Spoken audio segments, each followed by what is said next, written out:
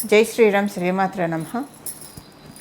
2023 సంవత్సరం జూన్ మాసంలో 18వ తారీఖు తర్వాత 18వ తారీఖు నుంచి నవంబర్ 4వ తారీఖు వరకు కూడా ఒక విశేషాంశం గోచర గ్రహస్థితిలో చోటు చేసుకోబోతుంది. ఈ విశేషాంశం ఏంటి, ఆ విశేషాంశము ఎలాంటి ఫలితాన్ని ఇస్తుంది అన్న విషయాన్ని ఇప్పుడు మనం చూద్దాం. నవగ్రహాల్లో ఒక గ్రహము అతి ముఖ్యమైన గ్రహం. ప్రతి గ్రహం కూడా ముఖ్యమైన గ్రహం అయినా సరే, ప్రతి ఒక్కళ్ళు భయపడే గ్రహం కావచ్చు, ప్రతి ఒక్కళ్ళు ఇష్టపడే గ్రహం కావచ్చు, అందరూ తరచుగా మాట్లాడుకునే గ్రహము, ఏకైక గ్రహము శనైశ్వరుడు జూన్ నెల 18వ తారీఖు నుంచి వక్రగతిలోకి వెళ్తున్నాడు. జూన్ 18 నుంచి నవంబర్ 4వ తారీఖు వరకు కూడా ఈ 2023 సంవత్సరంలో ఆయన వక్రగతిలో ఉంటారు. అంటే కుంభరాశిలో ఆయన సంచారం జరుగుతూ ఉంది. మకర రాశి వైపు వక్రగతిలోకి వెళ్తూ ఉన్నారు. అయితే దీని ఫలితాలు ఎలా ఉంటాయి, ద్వాదశ రాశుల వాళ్ళకి, ద్వాదశ లగ్నాల వాళ్ళకి ఈ శనైశ్వరుడు వక్రగతి ఎలాంటి ఫలితాలను ఇవ్వబోతుంది అన్న విషయం మనం తెలుసుకున్నాం. అయితే ఈ విషయాన్ని తెలుసుకోవడానికి ముందుగా ఒకవేళ మీ జన్మ జాతకంలో మీరు పుట్టినప్పుడు మీకు జనరల్గా మీ జన్మ స్థితిగతులు తెలిసి ఉండి, మీ జన్మ జాతకంలో శనీశ్వరుడు ఏ రాశిలో ఉన్నా సరే ఆయన కనుక వక్రించి ఉంటే, ఈ వక్రంలో ఉన్న శనీశ్వరుడు మంచి శుభ ఫలితాన్ని మీకు అందజేస్తారు. అంటే జన్మజాతకంలో మీకు శనీశ్వరుడు వక్రించి కనుక ఉంటే, జన్మశని మీకు ఈ గోచరంలో వక్రించే శనీశ్వరుడు చాలా మంచి ఫలితాన్ని ఇస్తారు.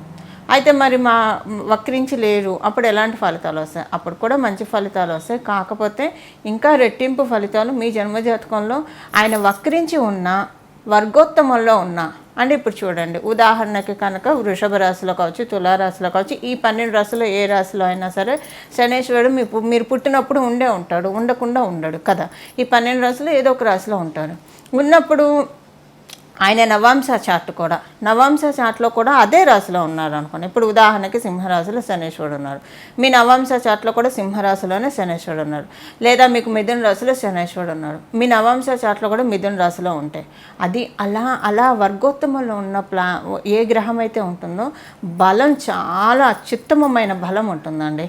అంటే ఈ బలం ఇప్పుడు బయటకు వస్తుంది అనమాట. ఎప్పుడెప్పుడు బయటకు వస్తుంది? ఇలాంటి బలాలు ఉన్న వాళ్ళకి శనీశ్వరుడు వక్రించి ఉన్నా, లేదా వర్గోత్తమంలో ఉన్నా, మీరు పుట్టినప్పుడు ఏలినాశనిలో పుట్టినా, అష్టమశనిలో పుట్టినా, అర్ధాష్టమ శనిలో పుట్టినా, శనీశ్వరుడు సంచారంలో ఇలాంటి ప్రత్యేకమైన సంచారం చేసేప్పుడు ఆ బలం అనేది వెలికి రావడానికి అవకాశం ఉంటుంది. ఇప్పుడు చూడండి, మీగడని పాల నుంచి, పెరుగు నుంచి మీగడని సేకరించి భద్రపరిచి ఒక 3-4 రోజుల తర్వాత చిలికితే వెన్న బయటకు వస్తుంది. అంటే శనీశ్వరుడు అలాంటి వెన్నని మీకు ఇవ్వడానికి సిద్ధంగా ఉన్నాడు. అందుకోవడానికి మీరు సిద్ధంగా ఉన్నారా?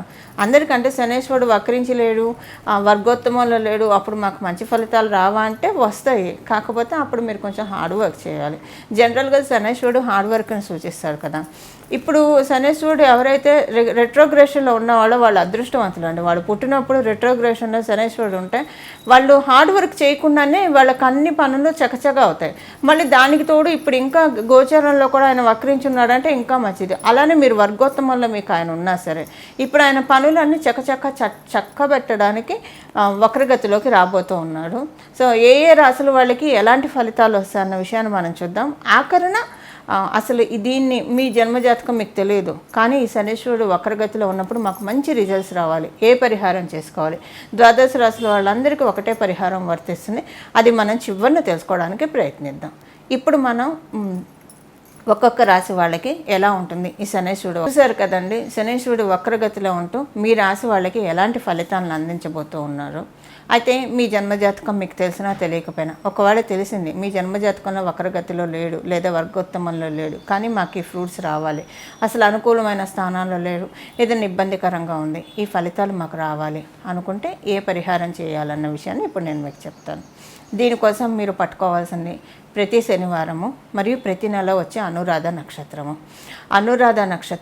ఉత్తరభద్ర నక్షత్రము, పుష్యమి నక్షత్రం, ఈ 3 నక్షత్రాల రోజు కూడా, ఆ 3 నక్షత్రాలు ఉన్న రోజు మీరు చంద్రశేఖర పాహిమం, చంద్రశేఖర రక్షమం, ఆ రోజంతా కూడా ఈ నామాన్ని మనసులో జపించుకుంటూ ఉండాలి. మీరు ఒకవేళ పీరియడ్స్లో ఉన్నారు, లేదు మీకు జాతా శౌచం మృతా శౌచంలో ఉన్నారంటే పురుడు వచ్చింది, 11 రోజులు పురుడు ఉంటుంది, అప్పుడు పూజలు చేయరు. లేదా మృతా శౌచం అంటే ఎవరైనా పెద్దలు గతిస్తే 1 year వరకు కొన్ని ప్రత్యేకమైన పూజలు చేయకూడదు. అలాంటి కండిషన్లో కూడా పుష్యమి నక్షత్రం రోజు, అనురాధ నక్షత్రం రోజు, ఉత్తరాభాద్ర నక్షత్రం రోజు ఇప్పుడు నేను చెప్పే ఈ నామాన్ని మీరు స్మరించవచ్చు. ఆ నామం ఏంటంటే చంద్రశేఖర పాహిమం, చంద్రశేఖర రక్షమం. ఇంతేనండి. ఈ నామాన్ని రోజంతా జపించుకుంటూ ఉంటే చాలా మంచి ఫలితాలు వస్తాయి. అలానే ప్రతి శనివారం మీరు మీ ఇంటి దగ్గర ఉన్న ఏదైనా ఆలయానికి వెళ్ళి, ప్రతి ఆలయంలో దేవతా వృక్షాల్లో ఒకటైన రావి చెట్టు మనకి ఇంచుమించుగా ప్రతి ఆలయంలో కనిపిస్తుంది. ఆ రావి చెట్టు దగ్గరికి వెళ్ళి రావి చెట్టు చుట్టూ ఒక 21 ప్రదక్షిణాలు చేసి, కుదిరితే రావి చెట్టు చుట్టూ ఏమైనా చెత్త ఇలాంటిది ఉంటే అదంతా క్లీన్ చేసి చేతులు కడుక్కొని అప్పుడు ఆ దేవాలయానికి వెళ్ళి దర్శించుకుంటే కనుక శనేశ్వరుడు వక్రగతిలో ఉన్న ఫలితాలన్నీ కూడా శుభ ఫలితాలు.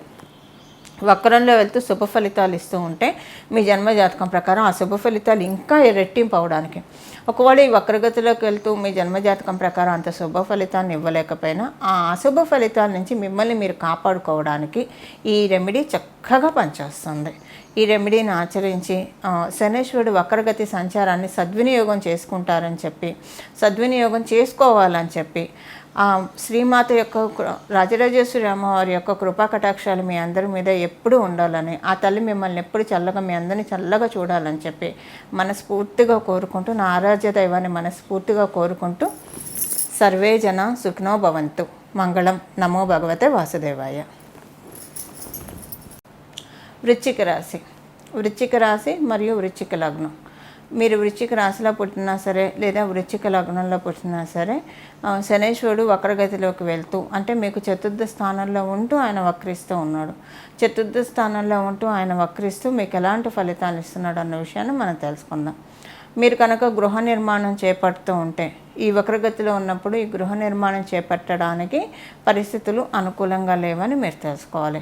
అలానే ఒకవేళ మీరు గృహ నిర్మాణం చేపట్టట్లేదు, మీ ఇంట్లో ఏదైనా కొనుక్కోవాలనుకుంటున్నారు, శనేశ్వరుడు వక్రగతిలో ఉన్న ఈ సమయము మీరు అలాంటివి చేయకూడదని తెలుసుకోవాలి. వృశ్చిక రాశిలో పుట్టిన వాళ్ళకి కావచ్చు, వృశ్చిక లగ్నంలో పుట్టిన వాళ్ళకి కావచ్చు, శనేశ్వరుడు పూర్తిగా శుభుడు కాదు, అనుకూలం కాదు. అందువల్ల ఆయన వక్రించి ఉండడం వల్ల పూర్తిగా మీకు బెనిఫిట్స్ అయితే ఇవ్వడు.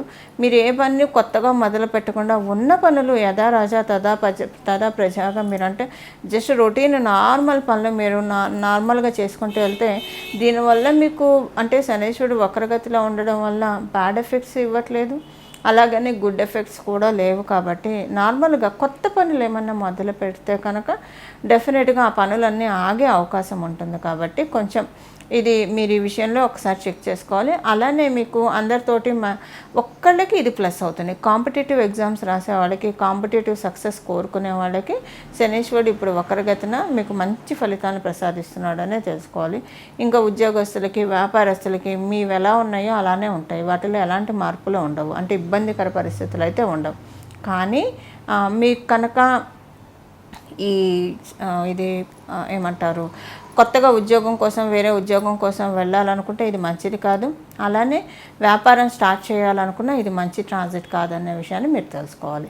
అంటే ఇప్పుడు ఈ టైంలో, ఈ వక్రించిన సమయంలో, అంటే జూన్ 18 నుంచి నవంబర్ 4 లేదా 10వ తారీఖు వరకు ఉద్యోగం మారడానికి అనుకూలంగా లేదు. వ్యాపారంలో కొత్తగా ఏదన్నా పెంచుకోవడానికి కూడా అనుకూలంగా లేదన్న విషయాన్ని తెలుసుకోవాలి. ఇది వృశ్చిక రాశి, వృశ్చిక లగ్నంలో పుట్టిన వాళ్ళకి శనేశ్వరుడు గోచారంలో వక్రించడం వల్ల వచ్చే ఫలితాలు. కింద డిస్ప్లే అవుతున్న నెంబర్కి కాంటాక్ట్ అయితే మొత్తం పూర్తి వివరాలు మీకు అందుతాయి.